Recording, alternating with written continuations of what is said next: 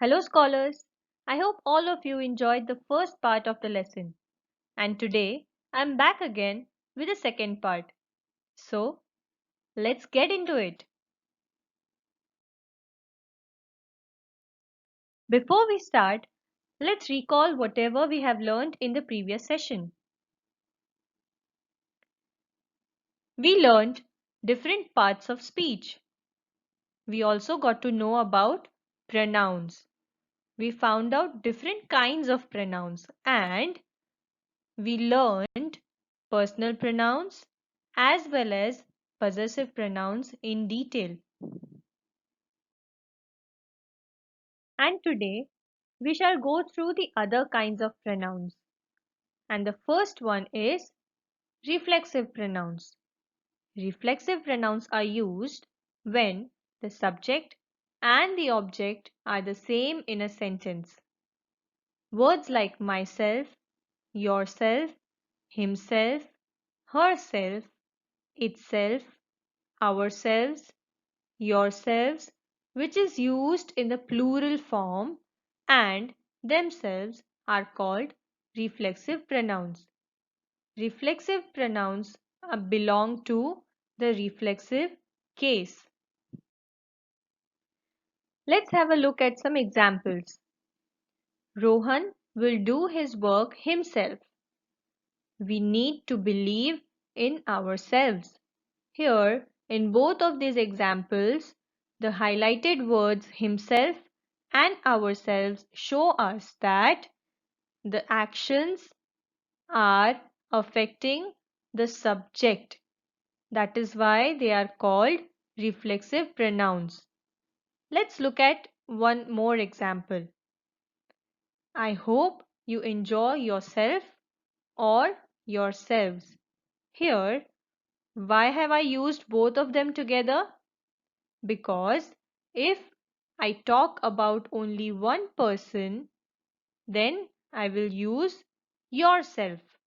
And if I'm going to talk about more than one people, then I would have to use yourselves.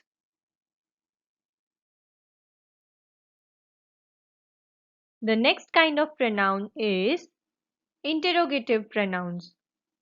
Interrogative pronouns are used to make asking questions easy.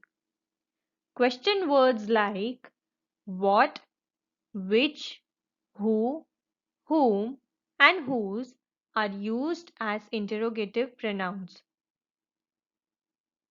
What and which are used to ask about people or things. Let's have a look at some examples. What is your best friend's name? Which color do you like the most? Here we have talked about a person or a thing. Correct? Now, pronouns who and whom are used to ask questions about people only. I repeat, these are used to ask about people only. See these examples. Who is driving the car? Whom do you live with?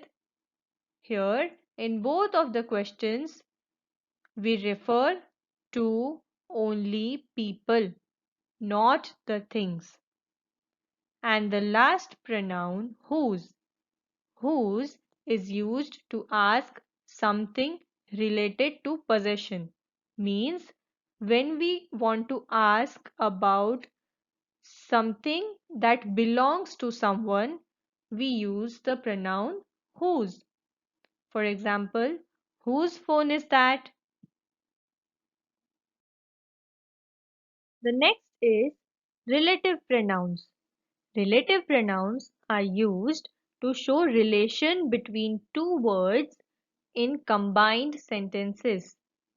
Words like who, whom, that, which are called relative pronouns. For example, here we have two different sentences. This is the girl She broke the window. Now, if I want to combine these two sentences, I will have to use one pronoun. So, the sentence would be, this is the girl who broke the window. Similarly, she met a doctor. She married him later. The answer would be, she met a doctor whom she married later. One more example. I have a laptop. It has a large screen. The answer would be, I have a laptop which has a large screen. Let's have a look at one more example. Here are the magazines. I borrowed the magazines. Here are the magazines that I borrowed.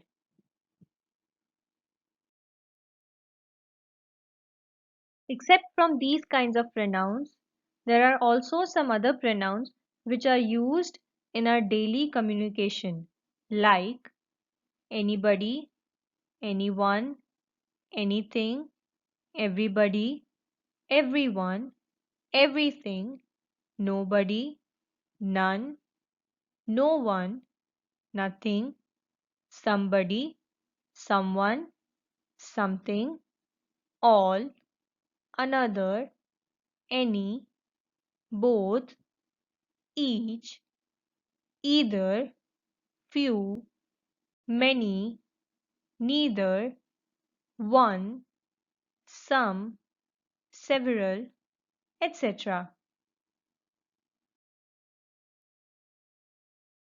That's all for this lesson. We learnt many different kinds of pronouns and their uses in this chapter. We shall learn about more parts of speech in coming lessons. Till then, keep learning, stay happy, and take care of yourselves. Thank you.